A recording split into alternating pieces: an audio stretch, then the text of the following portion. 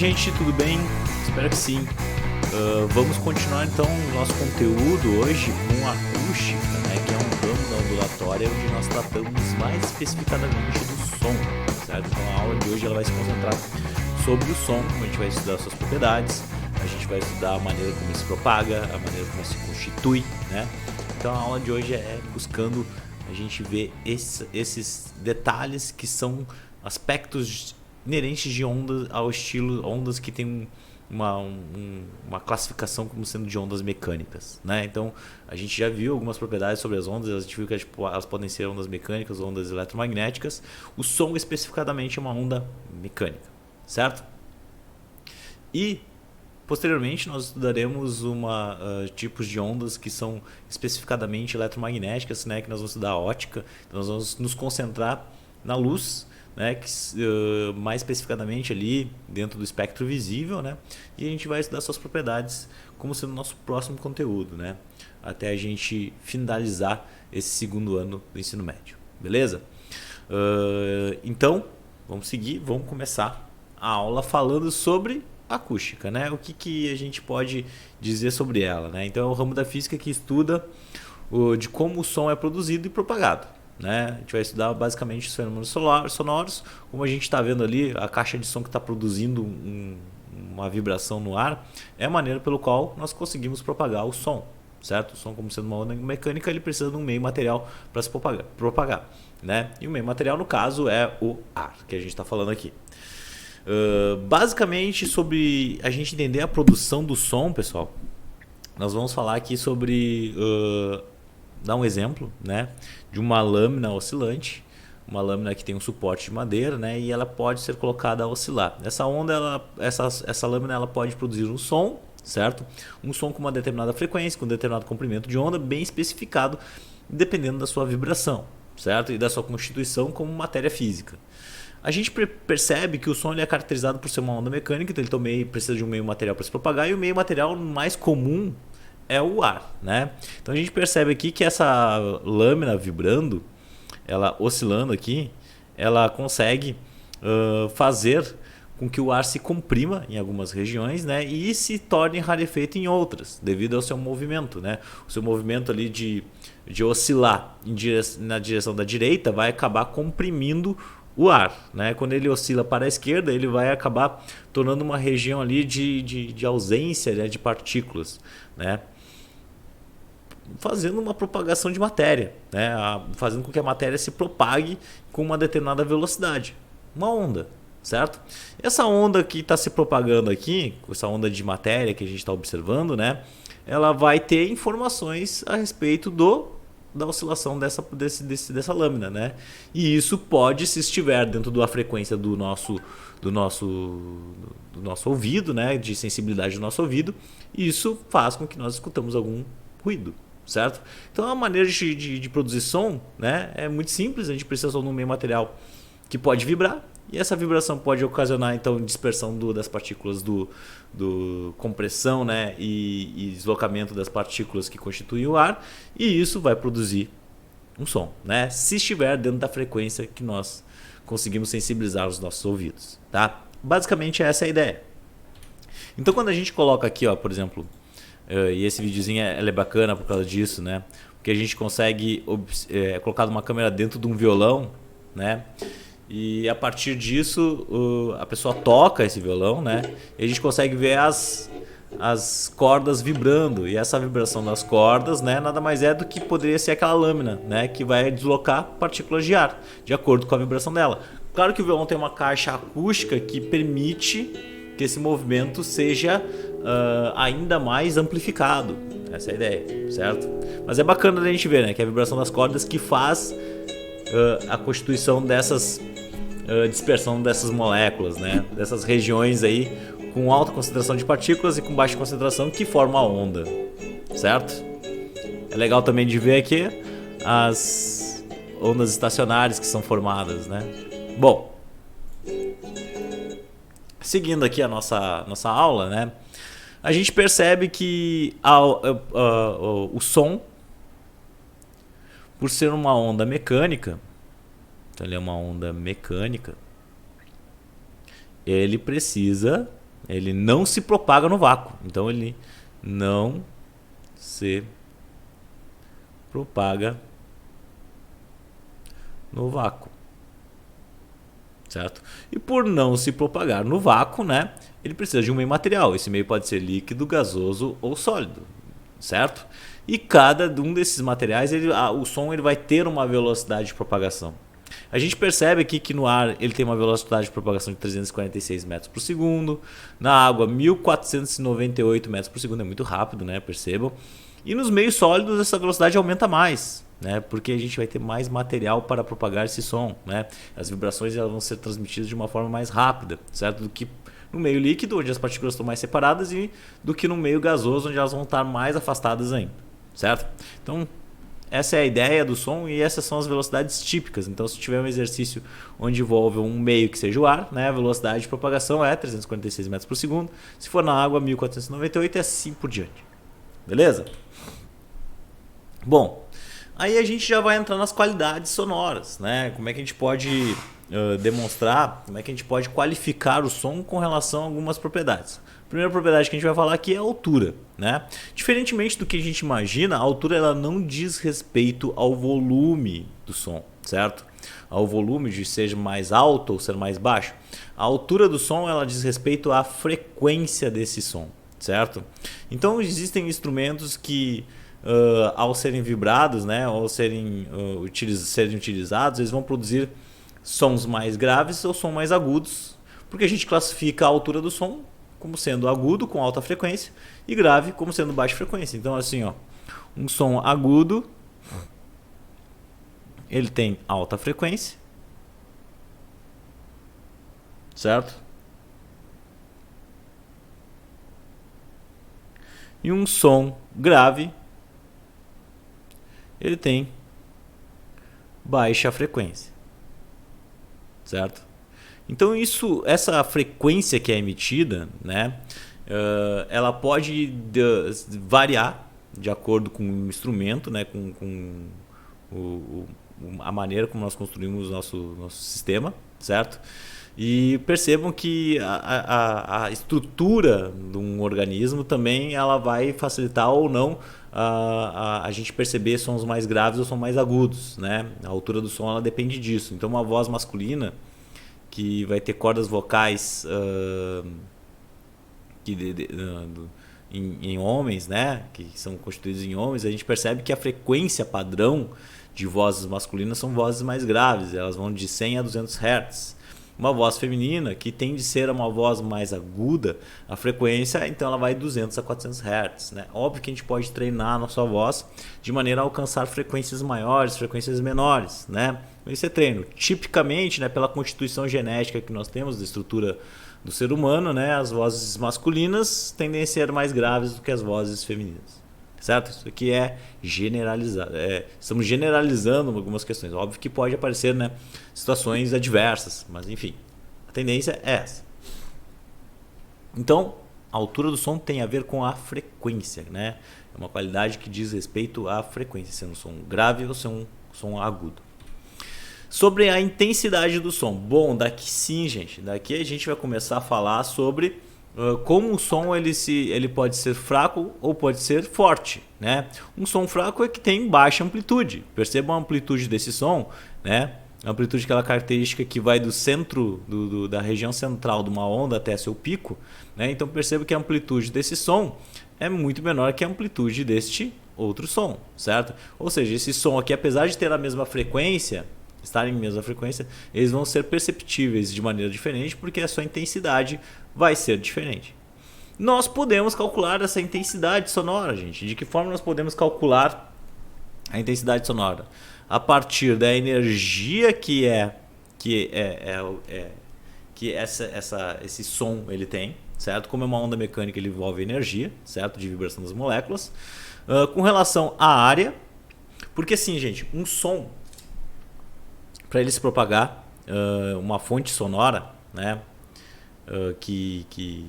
Vou botar aqui fonte sonora. Uma fonte sonora ela pode propagar ondas eletromagnéticas de maneira tridimensional em todas as direções, certo? Isso é o mais comum, certo? Por que é o mais comum? Porque a minha voz que eu estou falando aqui, ela pode ser ouvida lá em cima, ela pode ser ouvida lá embaixo, ela pode ser ouvida para frente, ela pode ser ouvida para trás, né? Então a maneira de reprodução dela é tridimensional. Óbvio que eu tenho uma predileção aqui mais específica aqui para frente, mas ela tende a se propagar, né, em todas as direções. Então a área pelo qual essa fonte sonora está transmitindo esse som, né, ele tende a se expandir, certo? Ele tende a ser uma casca esférica, a gente pode dizer assim, que essa é a grande tendência da grande maioria das fontes sonoras, né? A esse som não vir através de placas retas, né, mas de esferas, né? Uma esfera que vai aumentando o seu tamanho. Essa é a tendência, certo? E a gente calcula a intensidade pela quantidade de área que a gente consegue atingir com essa intensidade de som, certo? Então por isso que a área ela está aqui envolvida. E sobre um determinado intervalo de tempo, né? A intensidade dentro do intervalo, a energia que eu consumo dentro do intervalo de tempo vai determinar a intensidade sonora. Essa intensidade sonora aqui, como a gente tem energia sobre tempo, isso aqui é potência, né? Então a gente pode escrever essa equação como sendo potência sobre área. E potência sobre área, vocês conhecem bem, potência sobre área é como unidade, vamos botar aqui a unidade dele, né? Como sendo watt por metro quadrado, certo? Então unidade típica desculpa gente, de intensidade sonora, né? Porque a unidade de potência é o watt e de área é o metro quadrado, certo? Então a unidade padrão é o watt por metro quadrado, beleza? O que mais que nós temos? Como eu falei para vocês que a grande tendência de uma fonte sonora é emitir através de uma onda esférica, certo? Uma onda de propagação esférica, não é que a onda ela seja esférica, ela é uma onda de propagação de forma esférica, né? Como a gente está vendo aqui nas figurinhas. Então a área de uma esfera, pessoal, ela é calculada como sendo 4πr², onde o r é o raio da esfera, mas pode ser interpretado também como sendo a distância de quem está ouvindo esse som com relação à fonte sonora, né? Então a gente pode botar aqui também como sendo a distância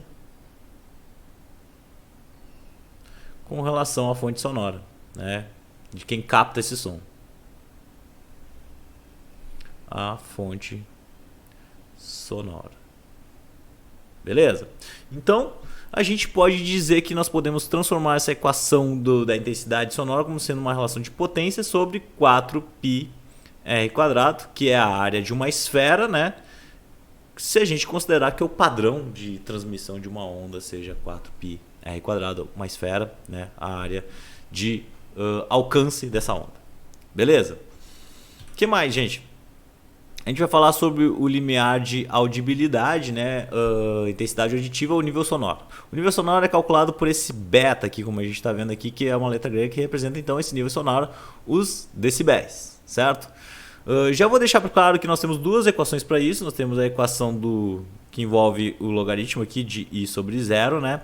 E o logaritmo que é multiplicado por 10. Aqui nós teremos como unidade o decibel e aqui nós teremos o bel como unidade, como vocês estão vendo aqui. Bom, o que eu gostaria de falar também para vocês? Sobre o limiar de audibilidade. O limiar de audibilidade ele é a intensidade sonora mínima que sensibiliza os nossos ouvidos, né? E esse valor é um valor que fica em torno de 1 vezes 10 na menos 12 watts por metro quadrado, certo? Esse valorzinho aqui de intensidade sonora é o que consegue sensibilizar os nossos ouvidos de forma mínima, certo?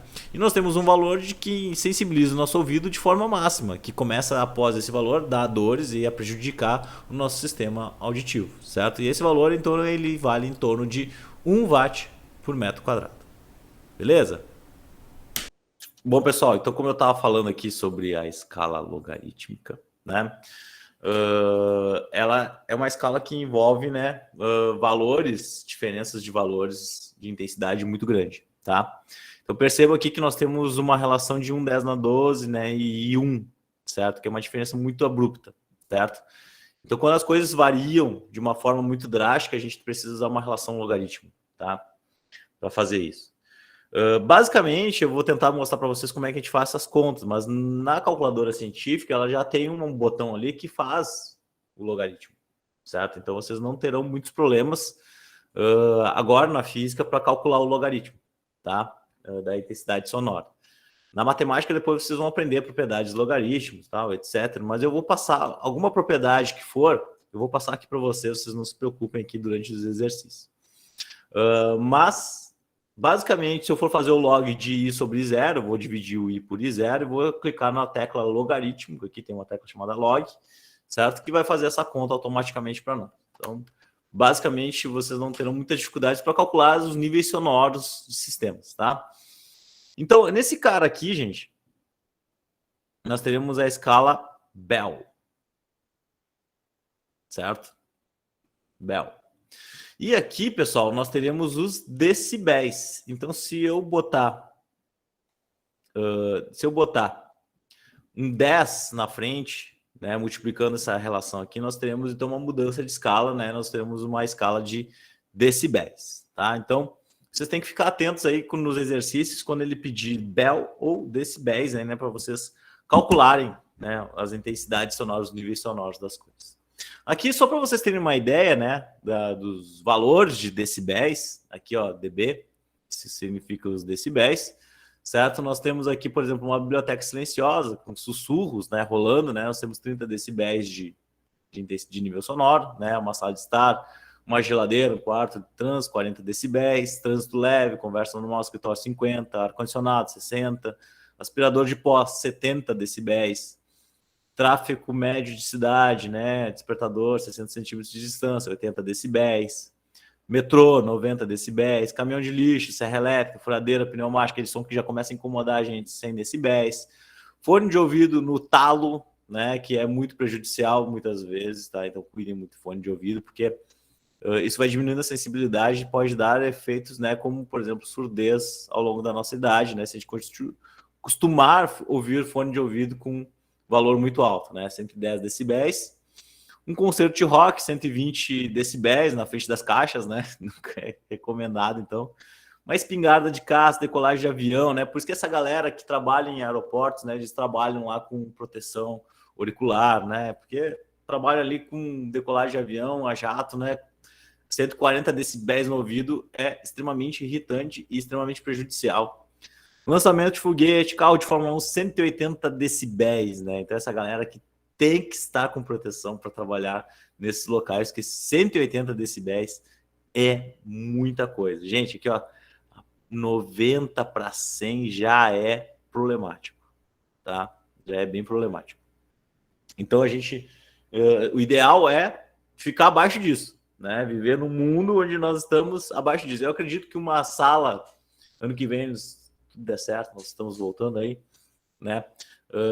Uma sala barulhenta é mais que 80 decibéis. Eu espero que vocês estejam ali, ó, ano que vem, 40, 50 decibéis aí durante as aulas, né? Obviamente vai ter aqueles momentos que vocês vão estar lá 80 decibéis, né? Todo mundo conversando, mas vai ter momentos para isso e outros momentos que vocês vão estar mais tranquilos, que eu espero, né? Que seja a hora que nós estamos conversando sobre a matéria. Beleza, galera? Vamos mais um pouquinho aqui, ó.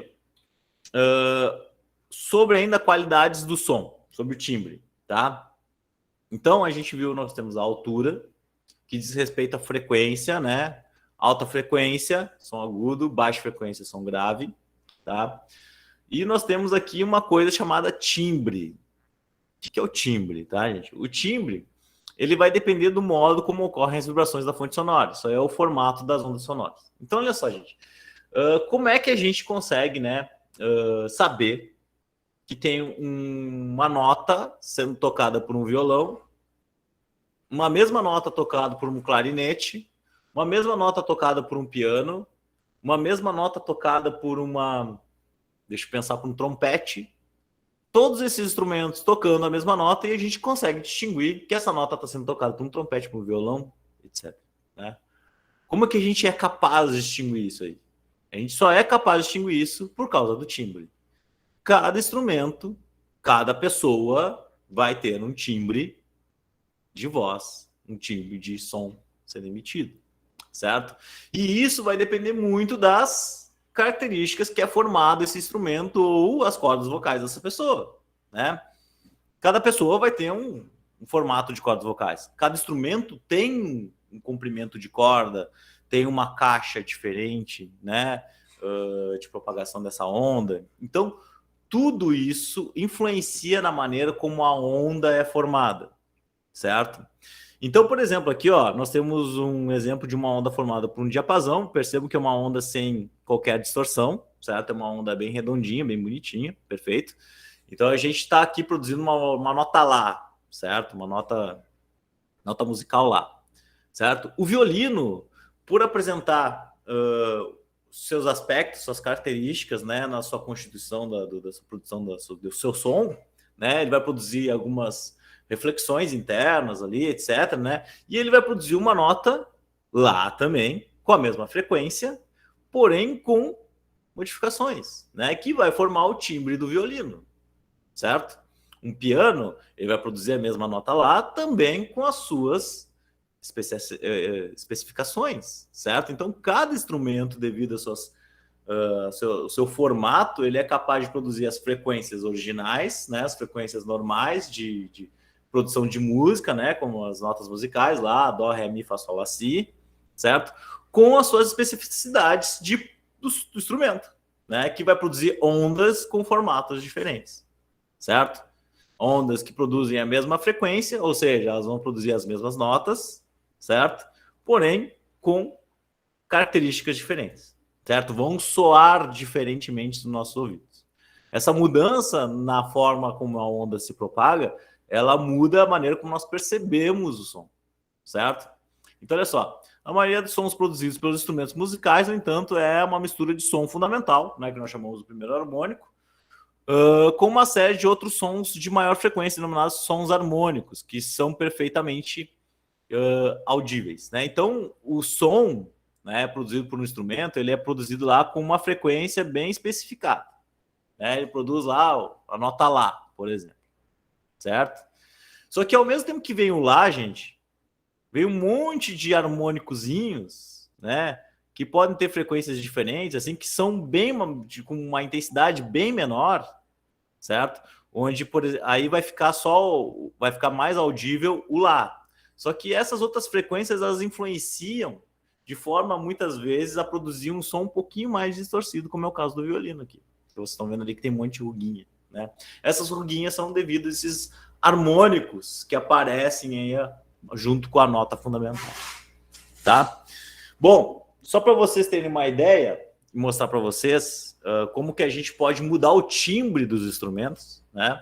Aqui tem um exemplo aqui de, nós chamamos de sistemas eletrônicos de efeito de instrumentos, né? Esse aqui é um pedal que é utilizado em guitarras, né? O nome dele aqui chama-se overdrive. Ele dá um drive no som original. Então o som ele vem redondinho, certo? Com as suas especificidades lá do instrumento musical, no caso da guitarra, né? E ele quebra, né? Ele dá um cup na ponta aqui, ó, no bico da onda, certo? Isso modifica a onda, né? E dá uma distorcida no som, certo? Uma distorcida no som, como vocês estão vendo aqui. Então ele modifica a onda, ela continua atuando na mesma frequência. Então, se eu estou soando um Lá, ele vai soar um Lá. Se eu for soar um Si, ele vai soar um Si, etc. Tá? Só que ele vai soar de uma forma diferente, certo? Ele vai soar com mais harmônicos, ele vai ter um formato de onda agora que não é mais esférico, vai ter um formato quadrático, certo? E isso vai ter uma percepção diferente nos nossos ouvidos, certo? Eu tenho um videozinho aqui, vamos ver se vocês conseguem ouvir, vou tentar botar o microfone perto, tá? Que é alguém tocando, agora neste momento aqui, tá? Vamos ver se vocês ouvem. Então, ele estava tocando com guitarra pura. Agora ele vai tocar com o instrumento modificando o timbre original. Percebam que ele tocou a mesma coisa, só que o som com um timbre normal, clean, limpo, né? E depois com um timbre com o instrumento ali, com o sisteminha modificando a onda original, certo? Modificando, cortando ela nas pontas, né, e dando uma distorcida no som. A frequência não foi mudada. O que mudou foi o timbre, certo? O timbre do instrumento. tá? Beleza. Então aqui, gente, só alguns aspectos a mais para vocês, tá? Que nós temos aqui. As frequências das notas musicais básicas, né?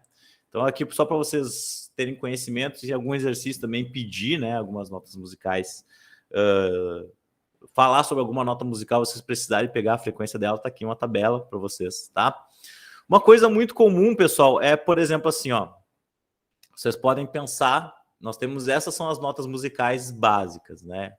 Nós temos dó, ré, mi, fá, sol, lá, si, certo? Aí vocês imaginem, então, um instrumento como um piano, né? Que tem muitas teclas, certo? Eu nem vou falar das notas que são as notas intermediárias que tem entre, por exemplo, dó e ré, certo? Nós teríamos notas sustenidas, que chamam. Mas pensando assim no piano, que tem um monte de tecla, né? Então ele vai lá, faz dó, ré, mi, fá, sol, lá, si. Chegou no si. Certo? O que vai acontecer agora? Então nós teremos um efeito que chamamos de oitavas, certo? Nós temos as oitavas das notas primordiais. Então, as oitavas de notas primordiais, tá? Toda vez que algum exercício de física falar para você sobre as oitavas de uma nota. Então, por exemplo, aqui, deixa eu pegar uma nota bonitinha, que é o lá. O lá ele tem uma frequência de 440 Hz, certo? Então imaginem que eu estou aqui, vamos pegar um braço de um violão para ficar mais fácil de vocês imaginarem, certo? Aqui está o braço do violão bem feio, desenhado, né? Certo? E o braço de violão tem várias casas aqui, certo? Então imaginem que eu tenho cordas, eu vou desenhar só uma corda aqui, tá? O violão de uma corda. E que essa corda aqui, ela produz a frequência de 440 Hz quando batida solta, né? Então, nós batemos nela, ela vibra e ela produz uma frequência de 440 Hz, certo? Imagine que agora eu diminua o tamanho dessa corda. Como é que eu diminuo ela? Apertando ela mais à frente, numa escala, num traste mais à frente, né? E esse traste seja realmente a mesma nota, ele produz o mesmo som, mas não a mesma frequência, certo? Ele pode produzir um som que tenha uma sonoridade muito parecida com lá, só que com uma frequência maior. Isso nós chamamos de oitava, certo? Então nós falaremos aqui sobre a oitava do lá, que seria uma frequência de, por exemplo, aqui, ó, se eu chamar isso aqui de frequência 1, certo? A frequência de oitava linha aqui, ó, desse 1 vai ser 2 vezes essa frequência original. Certo? Então, a frequência de oitava seria, por exemplo, aqui, ó, do lá, 880 Hz. Então, alguns exercícios podem aparecer no livro para vocês e falar sobre a frequência de oitava, certo? A frequência de oitava de uma nota musical é o dobro da frequência original, certo? Beleza? Bom, vamos lá, vamos fazer alguns exercícios, então. Tá, gente? Nesse exercício aqui, temos a menor intensidade sonora que uma pessoa de audição normal pode perceber, é de 10 na 16 watts por centímetro quadrado. Já vou passar aqui para vocês, já vou colocar em escala normal, certo? Que 10 na menos 16 é a mesma coisa que 1 vezes 10 na menos 12 watts por metro quadrado, que já é a unidade padrão para nós, tá? E a máxima que ele suporta, é 1 vezes 10. Opa, 1 vezes 10 não, é só 1 watts, né? Perceba que ele está com centímetro quadrado. Eu já vou tirar do centímetro quadrado, né, gente? Lembrando que centímetro quadrado são duas casas em cada uma das. Então eu vou do centímetro, vou para o decímetro e vou para o metro. Então eu andei 4 casas, por isso que então aqui se transforma em 1 watt por metro quadrado. Certo? O mesmo acontece aqui, ó, para frequência de mínima, né? 10 na menos 16, ou para 10 na menos 12, 4K. Bom, então essas são as intensidades que ele está falando aqui, né?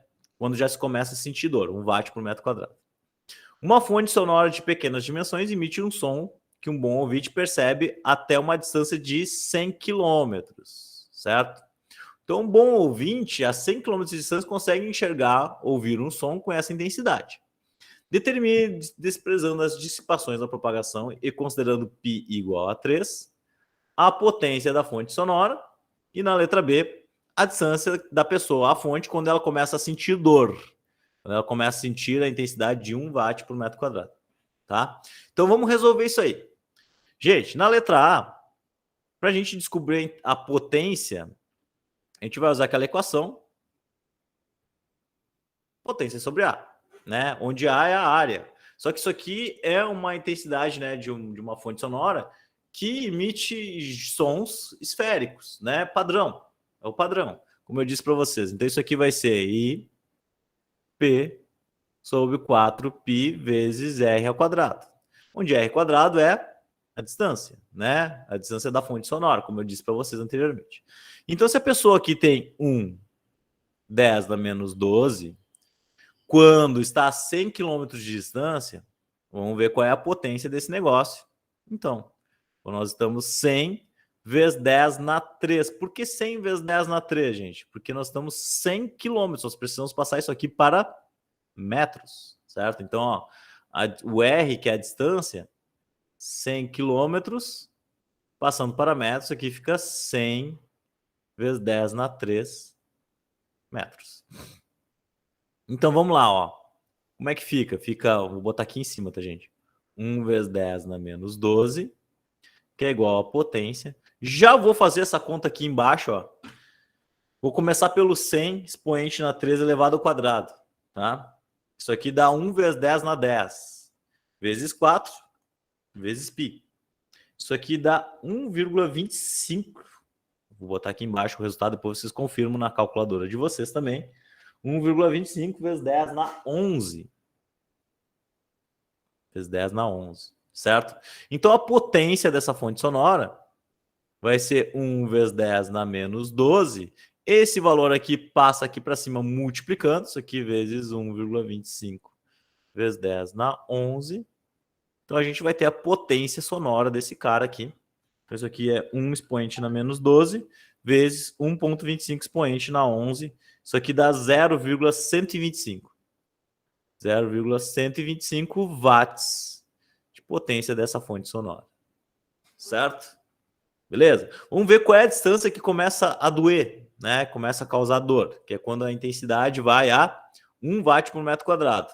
Então isso aqui vai ser assim, ó, na letra B. Deixa eu botar em outra cor aqui para distinguir bem, né? Então na letra B, vou pegar aqui em azul. Na letra B, intensidade igual a potência sobre área, né? A intensidade de 1 watt, esse aqui 0,125, certo?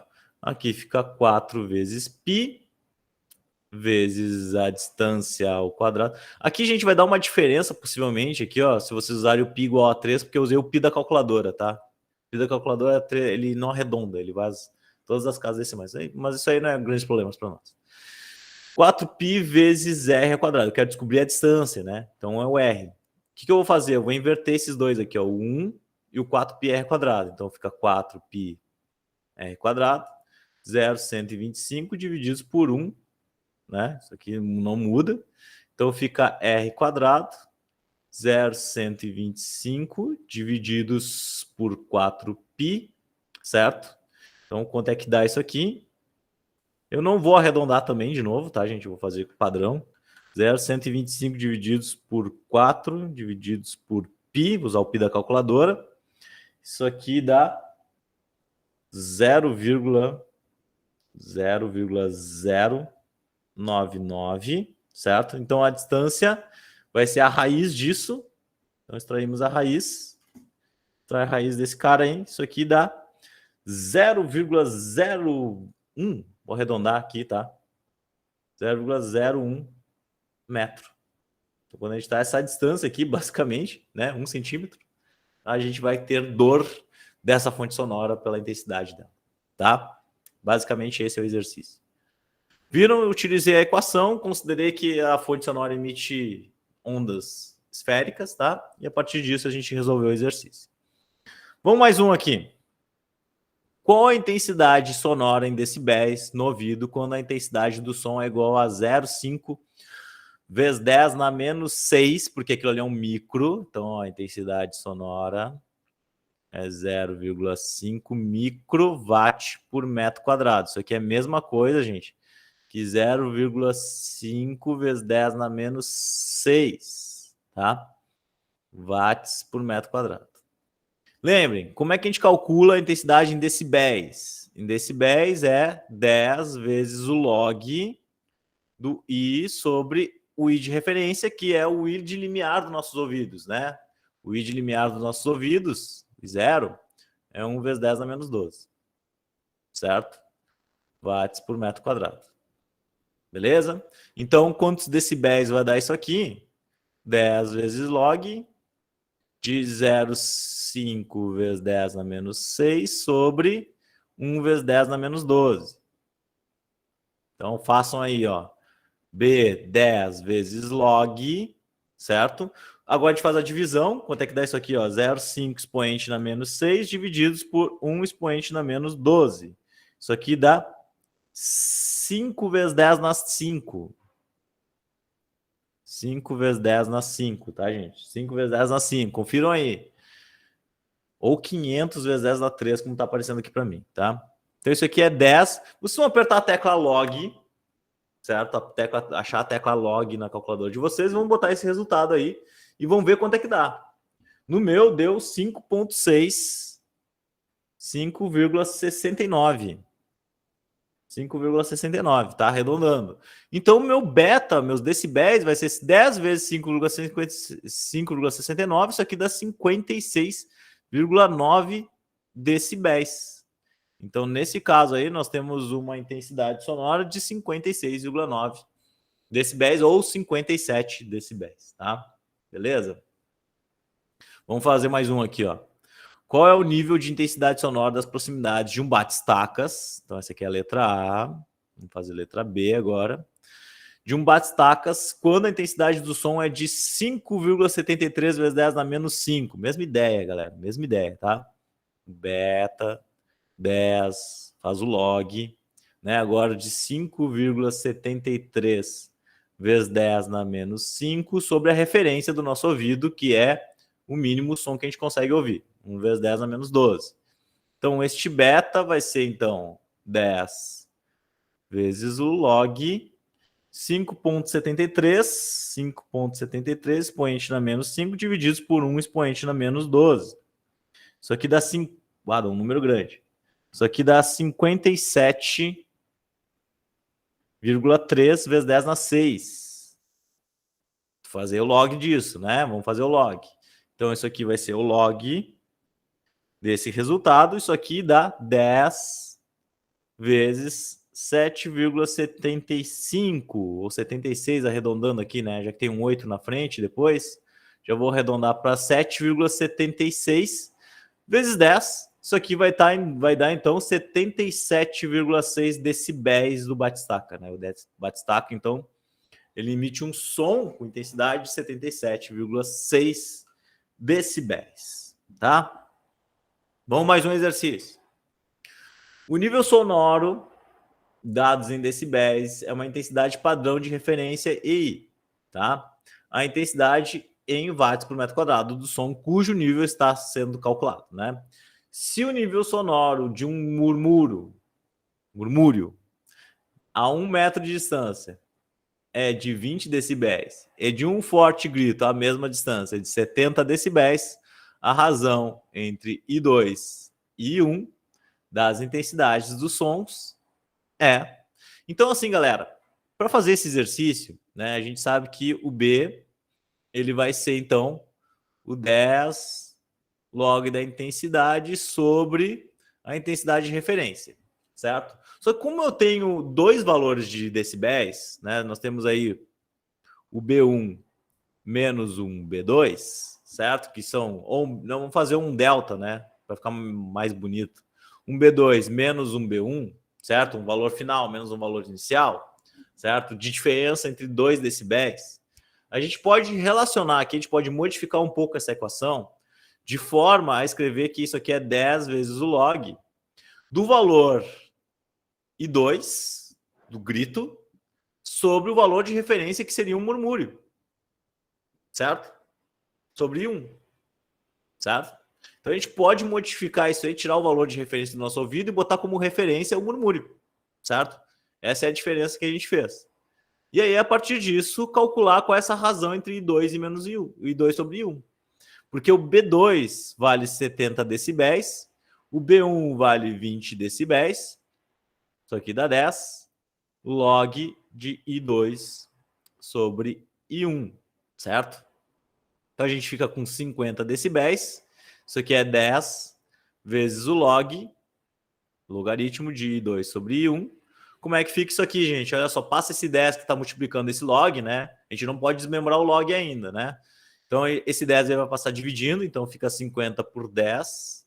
Isso aqui é log de... Opa, I2 sobre I2 não, né? I2 sobre I1. I2 sobre I1. Certo? Isso aqui dá 5, né, gente? 50 sobre 10 é 5, que é igual ao log de I2 sobre I1. Beleza, chegamos nesse ponto, né? Como é que a gente resolve isso? Porque isso aqui é como se a gente tivesse que aplicar agora a razão, né? A operação inversa do log. Aí é o seguinte, tá, pessoal? Vou passar uma propriedadezinha do logaritmo para vocês agora, tá? O que acontece? O logaritmo, ele tem como uma das propriedades, isso aí vocês vão aprender depois, mais adiante, com matemática, com uma forma mais calma, mas eu só vou passar aqui para que vocês consigam resolver esses exercícios de física que vão aparecer e que envolverem logaritmo, né? Nós temos um log, o log, quando ele não aparece nenhum valorzinho aqui do lado dele, ele é um log de base 10, certo? Ele é um log de base 10, e eu vou botar aqui o valor que está sendo calculado desse log como sendo um y, certo? E quando a gente resolve isso aqui, a gente tem um valor igual a x, certo? Um valor qualquer, tá? Então, dicas. Quando não aparece nada, é um log de base 10, certo? O valor que está sendo calculado eu chamei de y, certo? E o x é a resposta desse logaritmo. O que acontece? Existe uma propriedade dos logaritmos que ela diz o seguinte, que se eu pegar o valor da base do log, elevar a sua resposta, isso aqui é igual ao valor do que eu estou calculando. Beleza? Entenderam? Então, isso aqui é uma propriedade que eu posso usar a qualquer momento para os logaritmos, certo? O valor da base elevado à sua resposta é igual ao valor do log que eu estou calculando, certo? Isso significa, então, o seguinte, pessoal, que se nós temos um log de base 10, se eu elevar o 10 elevado na 5, isso aqui é igual a I2 sobre I1. Então, olha só que bacana, né? Se eu elevar o 10 elevado na 5, isso aqui é igual ao I2 sobre I1, que é o que eu estou calculando do logaritmo, né? Utilizando as propriedades dele aqui, ó. Certo? Então, isso é exatamente a resposta do meu exercício. I2 sobre I1, que é a relação que ele pede, ó, a razão, vai ser igual a 10 na 5. A relação, a diferença entre um grito e um sussurro, né, em razão disso, né, é 10 na 5.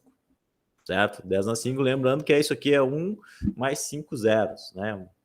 Por isso que a gente usa a escala logarítmica, porque as razões, as diferenças entre um grito e um sussurro são várias casas decimais, né? Então a gente precisa usar uma escala logarítmica para representar isso aí.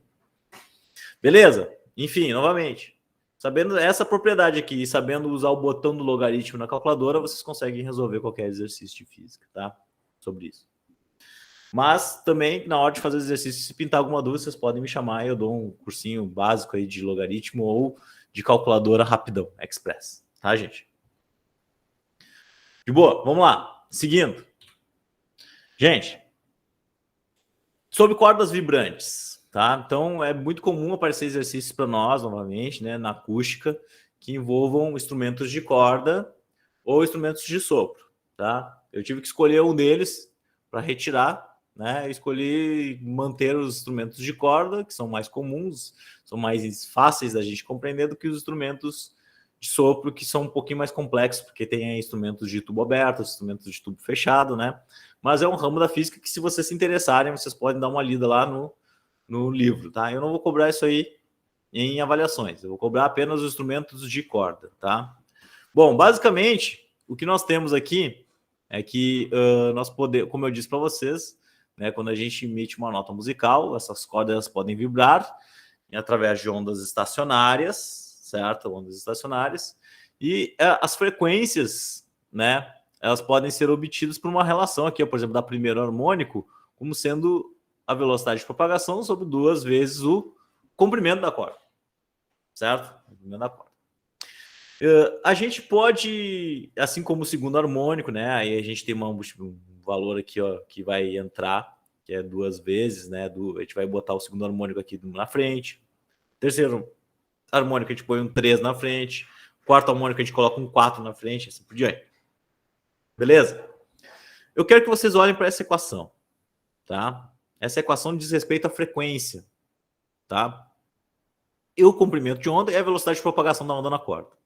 O que acontece numa corda vibrante como essa, né, é que a mudança de tamanho não modifica quando eu estou mexendo no braço do instrumento ali, né, pegando notas mais agudas ou mais graves, o que eu estou modificando no instrumento é o tamanho de vibração da corda, certo?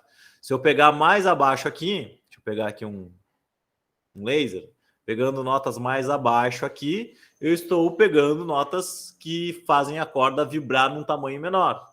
Isso vai modificar a frequência, vai aumentar a frequência, porque olha só, são razões inversamente proporcionais. Quanto menor o comprimento da corda vibrante, maior a frequência. São inversamente proporcionais.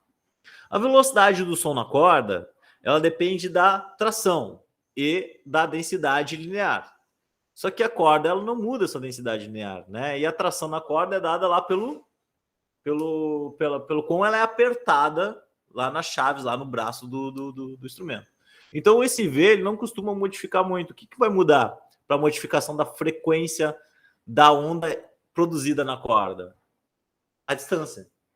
Quanto mais abaixo aqui eu pego no instrumento, mais sons agudos, porque as frequências vão aumentar, eu vou obter, tá? Então, sabendo disso, a gente consegue resolver esse tipo de exercício aqui, como vocês estão vendo. Olha só. A quinta corda solta do violão corresponde à nota Si, que tem uma frequência fundamental. Então, vamos botar aqui a frequência do Si, de 981 Hz, tá? Se a corda for presa no quinto traste, na quinta casa ali, diminuindo assim o comprimento da corda vibrante, obtém-se a nota Mi, certo? Então a frequência do Mi tá aqui, fundamental 1308 Hz, certo? 1308 Hz. Bom, o que ele quer? Sobre o comprimento da parte vibrante sobre a corda Si, Lzinho, que vibra a frequência da nota Mi aguda, expresso em função do comprimento de corda L. Então ele quer saber, gente, ele quer saber qual é o valor de L em termos do Lzão. Certo? Quanto que eu tive que diminuir o Lzinho em termos desse Lzão para produzir o Mi nessa frequência? Como é que a gente resolve esse exercício, tá? Então a gente vai pegar a frequência como é que calcula a frequência, e como é que a gente calcula a frequência? Vai ser V sobre 2 vezes o comprimento da corda, certo? Para o Si, como é que fica isso aqui? Para a frequência do Si, deixa eu botar aqui. O Si ele tem uma frequência de 981, a velocidade de onda na corda eu não sei, né? 2 vezes o comprimento grande, né? Porque é o comprimento total da corda, né? Quando ela está solta. E quando eu tenho o Mi, deixa eu botar o Mi aqui. Então a frequência do Mi é 1308, que é igual à velocidade da onda na corda, sobre 2 vezes o Lzinho, porque eu apertei a corda. Ela ficou pequenininha e virou um Lzinho, certo? Então nós temos essas duas equações prontas para o Si e para o Mi, certo? O que eu vou fazer? O que eu estou percebendo? Como eu não mudei o traste lá, não apertei mais a corda, não estiquei ela mais, nem mudei a corda, porque a densidade linear da corda segue mesmo, a velocidade da onda não mudou, certo? Então elas continuam se propagando com a mesma velocidade. Então os V's são iguais. Se os V's são iguais, eu posso fazer o seguinte, olha só. Posso pegar esse 981, multiplicar por 2L e dizer que isso aqui é igual a um V. E pegar esse 1308 e multiplicar por esse 2Lzinho, que vai passar multiplicando todo mundo, e dizer que isso aqui é igual a um V também. Percebam que os dois são iguais a um V, a velocidade da onda na corda. Como a velocidade da onda na corda é igual nas duas situações, certo? Eu posso escrever aqui 981 vezes 2, já vou multiplicar pelo 2 aqui. Isso aqui dá 1962. 1962 vezes L grande vai ser igual a 1308 vezes 2 também, 2616 vezes o Lzinho. Como eu quero saber o Lzinho em termos do Lzão, né, eu vou passar o 2616 dividindo por esse termo, que eu vou ter o valor do meu Lzinho. Óbvio que o Lzinho tem que ser um valor 0, alguma coisa, né? Porque ele é um tamanho menor que o Lzão. Então, ó, 1962 divididos por 2616, isso aqui dá 0,75 do Lzão. Esse é o tamanho do Lzinho. Certo? Então, se eu tenho uma corda de violão de 1 metro, certo? 1 metro de tamanho de corda de violão que está soando a nota Si, tá? Quando ela é apertada na quinta casa para soar o Mi, eu aperto ela em 75 centímetros. Certo? Beleza? Essa é a ideia. Bom, vamos seguir mais algumas propriedades. Prometo que estou acabando, gente. Tá? Para nós fechar aqui a acústica. Fenômenos sonoros. Tá? Agora a gente vai falar de alguns fenômenos sonoros que acontecem, que são comuns, que vão aparecer também para a luz. Então, isso aqui que eu estou falando agora também vai ser falado quando a gente estiver falando em luz, tá? Então, prestem atenção.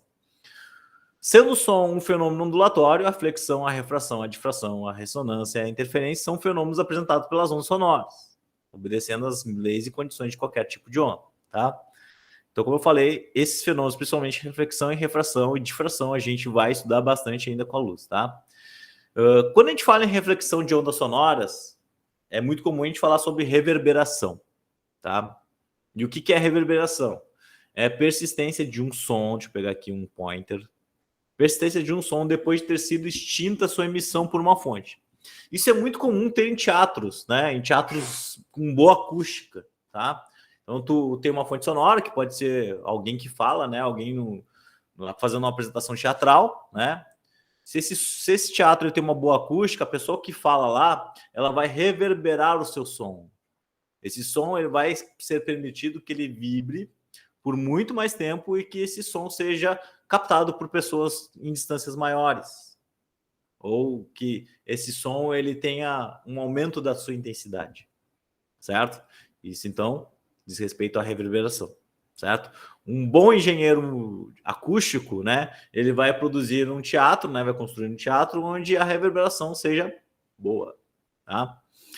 Já o eco, pessoal, o eco todo mundo sabe o que é, né? É um fenômeno em que o ouvinte capta separadamente o som direto e o som refletido. Então, tu vai lá para uma cadeia de montanhas, né, ou para um lugar que permita o eco, né, que permita a reflexão da onda. O que é reflexão, gente?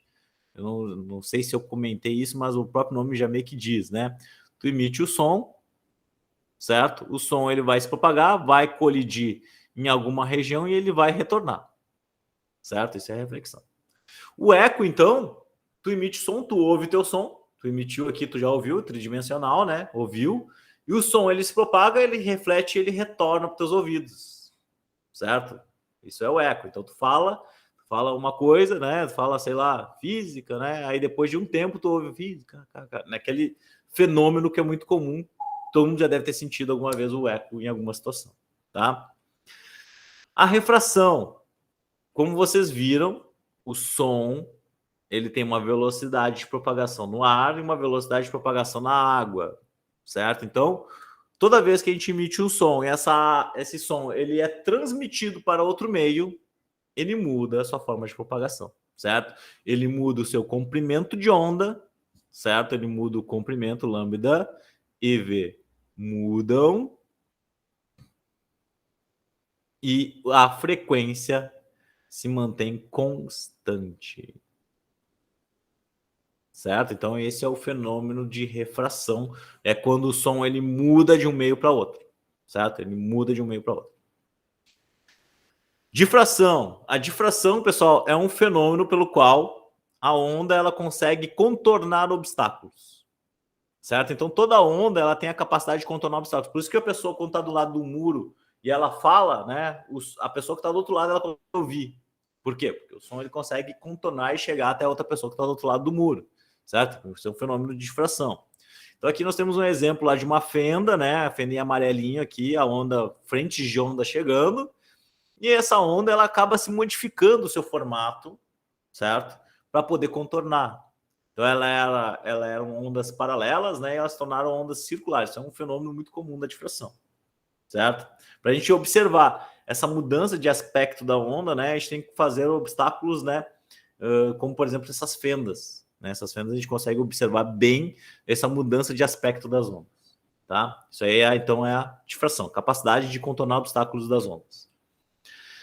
A interferência que nós já falamos também, né, que é um fenômeno muito comum no som também, na acústica a gente percebe bastante, né? Então ondas de som com frequências diferentes, né, sendo transmitidas e chegando ao receptor de forma ao mesmo tempo, né? Se elas têm frequências diferentes, a gente pode ter situações de interferência construtiva, né, que é aumento da amplitude, e interferência destrutiva, que a gente pode até zerar o som, né, não ouvir.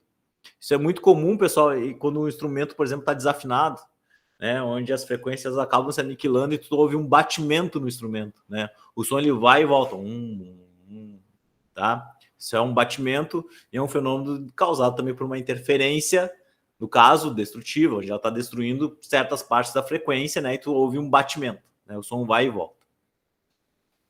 Também temos aqui a ressonância, né? Onde eu tenho um videozinho para mostrar para vocês aqui de uma taça quebrando por ressonância, certo? Vamos ver aqui, não precisa de som, né?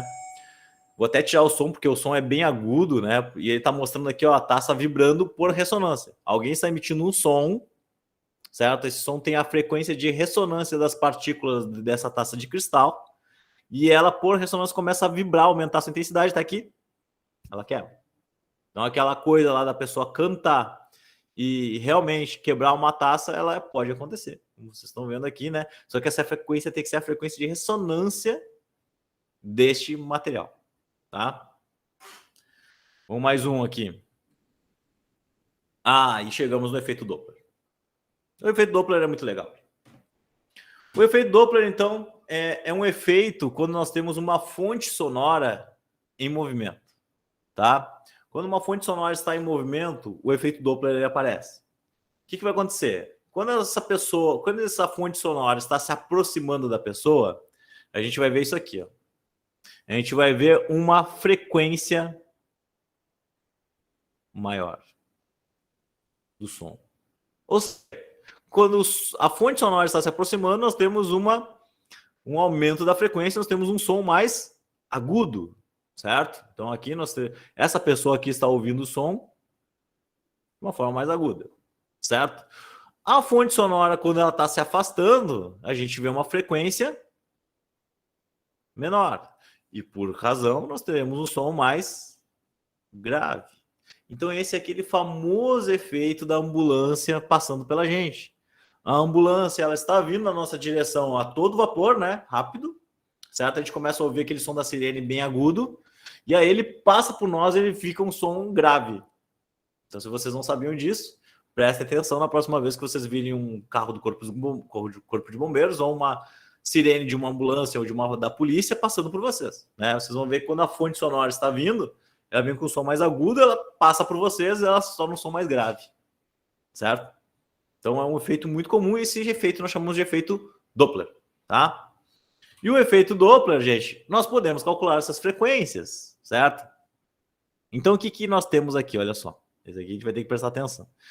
A frequência sentida, que é essa frequência F', tá? É a frequência aparente recebida pelo observador, a frequência que a gente ouve, tá? O Fzinho normal é a frequência emitida pela fonte, é a frequência que a fonte está emitindo, tá? O V0 é a velocidade do observador, o VF é a velocidade da fonte, certo? E o V é a velocidade da onda sonora. O que acontece? Geralmente a onda sonora ela está acontecendo no ar e geralmente esse valor então é de 340 metros por segundo, que é a velocidade do som no ar, certo? Então a velocidade da onda sonora, aquele V ali, geralmente é meio fixo, a menos que a gente esteja falando no submarino emitindo sons, né? Aí é o som na água, aí muda. tá? Mas, se é no caso do ar, 340 metros por segundo, tá? Temos a velocidade da fonte e a velocidade do observador. Isso é importante, porque o observador ele pode estar se deslocando também, né? Isso pode aumentar a frequência ou diminuir a frequência. Então, vamos ver o que acontece aqui. Percebam que tem sinais aqui, ó, mais e menos, né? Então, a gente tem que saber como usar esses sinais. Vamos ver como é que a gente usa. Então, se a pessoa se aproxima da fonte, nós usamos mais V0. Se a pessoa se afasta da fonte sonora, menos V0. Se a fonte se afasta da pessoa, mais V0. Mais VF, desculpa. Mais VF. Se a fonte se aproxima, menos VF. Então, se a gente obedecer essa regrinha de sinais e aplicar essa equação, nós descobrimos qual é a distorção da frequência devido ao efeito Doppler. Certo? Vamos testar? Vamos brincar então aqui. Tá? Então, nós temos um exercício e eu prometo para vocês que eu estou chegando ao fim da aula, tá? Beleza? Eu passei um pouquinho mais, mas é para fechar o conteúdo, tá, gente? Um motorista de automóvel, deixa eu botar em vermelho, em seu automóvel a 72 km por hora, certo? Então, esse aqui é a velocidade do observador, é o V0, tá? E ele está a 72 km por hora. 72 km por hora. Observa a aproximação de uma ambulância, que é a velocidade da fonte, porque é a ambulância que tem a fonte sonora, né? E está a 126 km por hora.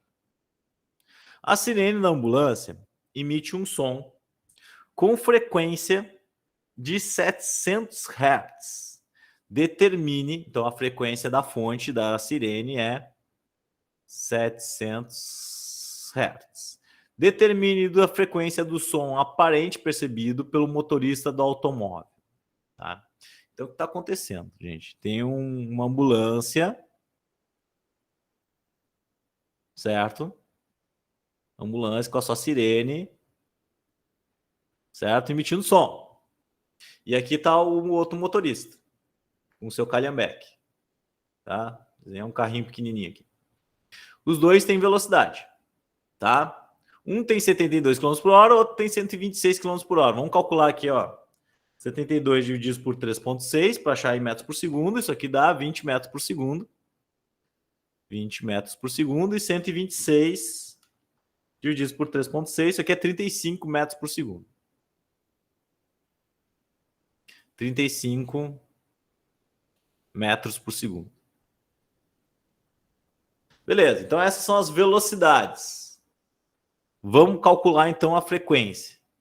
A frequência aparente observada, ela vai ser o valor da frequência, certo? Vezes a velocidade do som, menos a velocidade do observador, certo? Mais ou menos. A gente vai fazer esse estudo aí depois. V mais ou menos velocidade da fonte, certo? Beleza. O que acontece? A frequência linha, os dois estão em movimento, né? O que vai acontecer? Vezes, vou botar o 700 aqui, vezes o E. Vamos fazer o estudo do sinal. V.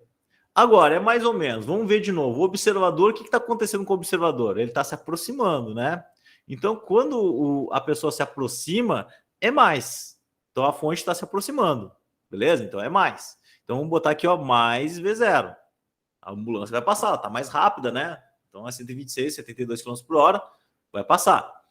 E V, a ambulância também está se aproximando. E quando a fonte se aproxima, é menos. Então, vou botar menos VF. Beleza? Então, esse aqui é o estudo do sinal. Pronto, resolvido. Então, o meu F' vai ser 700 vezes 340 mais V0, que é 20, sobre 340 menos 35. Então, a frequência F' vai ser 700 vezes 340 mais 20 dá 360, né? 340 menos 35, isso aqui é 305. Beleza? Então, a frequência F', vou botar aqui em cima, vai ser 700 vezes 360 por 305. 360 divididos por 305. Isso aqui dá 1,18. Olha só que sensacional, gente. 1,18. Resultando numa frequência nova, essa nova frequência que deve ser o quê? Se está se aproximando, é mais aguda, né? Então ela tem que aumentar a frequência. Então 700 vezes 1,18, isso aqui dá 826. 826 Hz. Então a ambulância, quando está se aproximando do carro, né, com a sirene ligada, emitindo som, o som que a gente vai ouvir é um som mais agudo. É um som que tem uma altura mais aguda porque a frequência é maior. Depois que ele passa, a gente pode fazer a mesma situação para quando ele passa, a ambulância passa e começa a se afastar. Vai dar um resultado, uma frequência menor que 700, porque vai ser um som mais grave. Beleza? Dito isto,